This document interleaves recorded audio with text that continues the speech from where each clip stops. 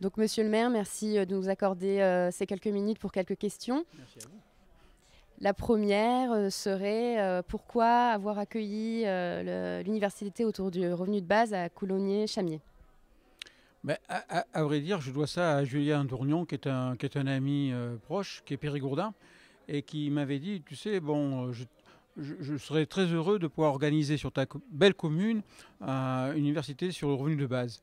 Bon, moi j'avais perdu ce concept de vue. Bon, je l'avais évoqué quand j'étais il y a très longtemps militant au PSU, où on parlait de revenus d'existence.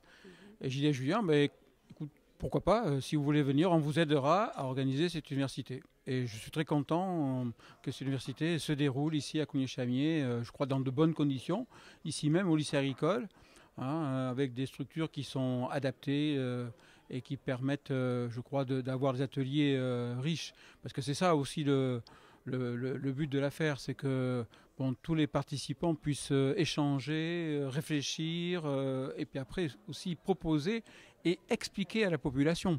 Parce que je crois que vous allez avoir un gros travail pédagogique à assumer auprès de la population.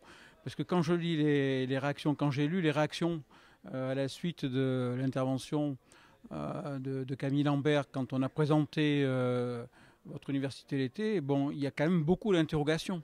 Il y a des gens qui sont favorables, dont je fais partie, mais il y a des gens qui s'interrogent. Ils ne sont pas forcément hostiles, mais au moins ils s'interrogent. Mais comment on va donner de l'argent sans compensation, sans travail bref, je crois il va falloir expliquer aussi aux gens bon, que c'est une nécessité d'inventer d'autres façons de vivre, c'est ce que j'ai dit tout à l'heure, d'autres liens entre nous. Pour ma part, je pense que c'est un bon concept, revenu de base.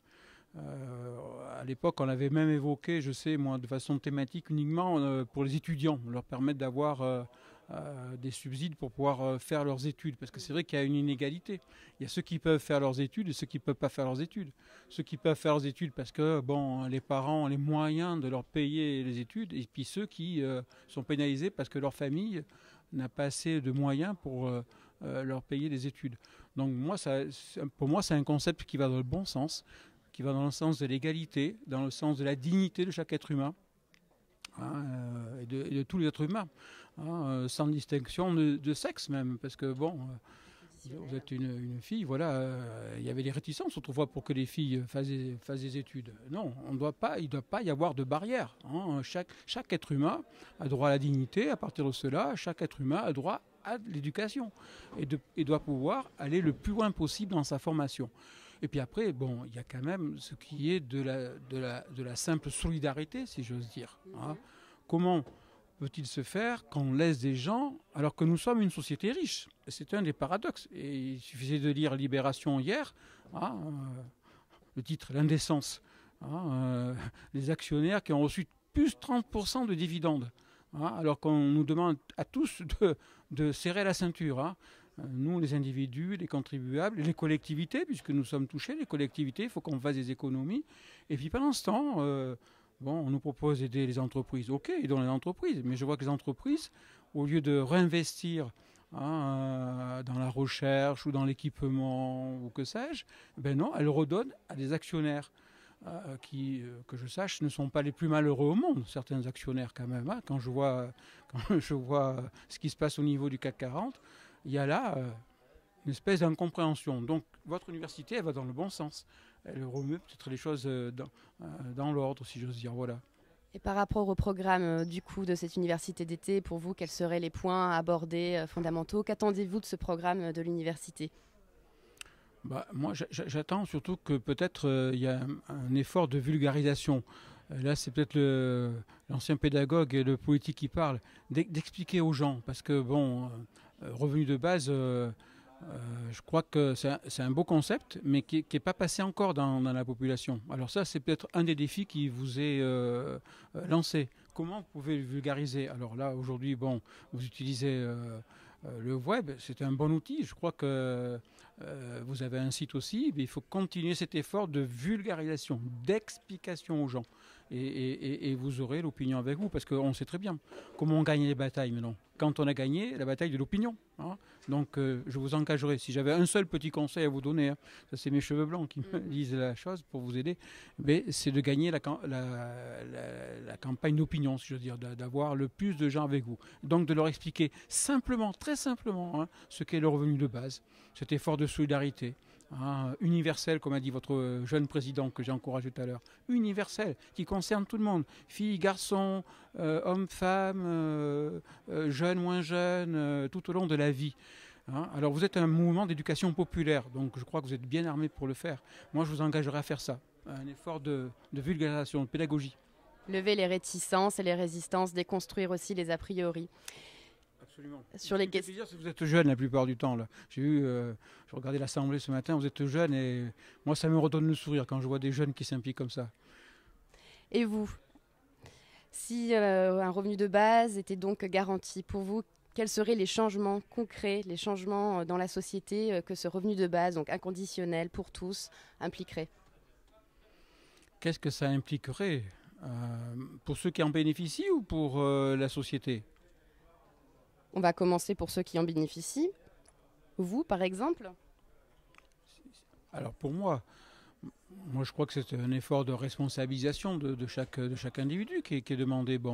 En clair, la société t'aide, donc il faut que tu envoies le retour au niveau de la société. Mais ça, les gens, ils savent, en principe. Hein. Donc pour les jeunes, par exemple, c'est en retour d'aider des associations, de s'impliquer dans une association, par exemple. Ils choisissent librement leur association et puis voilà, ou d'aider une collectivité. Moi par exemple, je fais des petits jobs d'été. C'est une petite participation modeste, si je veux dire, de ma commune. Donc j'aide indirectement des jeunes étudiants, des jeunes lycéens. En échange, je leur demande un petit travaux. Je leur demande par exemple d'aller auprès des papis et des mamies, de ne pas laisser les papis et les mamies tout seuls. Parce que vous savez, quand on est vieux, ce dont ils se plaignent, les personnes âgées, c'est l'isolement. Ils se trouvent seuls. Donc c'est d'aller au contact des papis et mamies, de leur faire un petit peu de lecture, leurs courses, un petit peu de jardinage. Voilà. C'est des échanges, tout simple, voilà. Des possibilités d'implication. Voilà, c'est de la solidarité. C'est la solidarité au quotidien, si j'ose dire. Des trucs tout simples. Leur lire le journal pour ceux qui ne peuvent plus lire, par exemple, ou leur faire des courses. C'est des choses toutes simples. Voilà. D'accord, donc le revenu de base est une façon de pouvoir s'impliquer d'une nouvelle façon dans la société. Je pense, et de découvrir ceux qui vivent autour de nous. Il n'y a pas besoin d'aller bien loin. Vous savez, moi j'ai participé à un autre mouvement qui s'appelait la Fédération des clubs UNESCO. Et je voyais des copains, ils partaient au Burkina, Sénégal, fin fond de l'Asie, etc. Mais j'aurais dit, mais attendez, il n'y a peut-être pas besoin de partir bien loin pour être solidaire. On peut être solidaire aussi en France. C'est bien d'aider effectivement des pays qui le demandent de les aider. Mais aussi on peut l'être très très proche de nous. Il faut faire les deux. L'ici et l'ailleurs, ce que disaient les hommes politiques. L'ici et l'ailleurs. Aider ici et aider ailleurs aussi. C'est comme ça qu'on construira un monde plus agréable, je crois, et plus juste. Très bien. Une thématique particulière qui vous intéresse sur le programme ? J'ai entendu qu'il y aurait des plénières tous les soirs. Donc moi, je viendrai avec plaisir aux plénières. La thématique, c'est la thématique elle-même du revenu de base qui m'intéresse. Et j'ai entendu tout à l'heure un nom qui m'a fait sursauter. C'est le nom d'Étienne Chouard.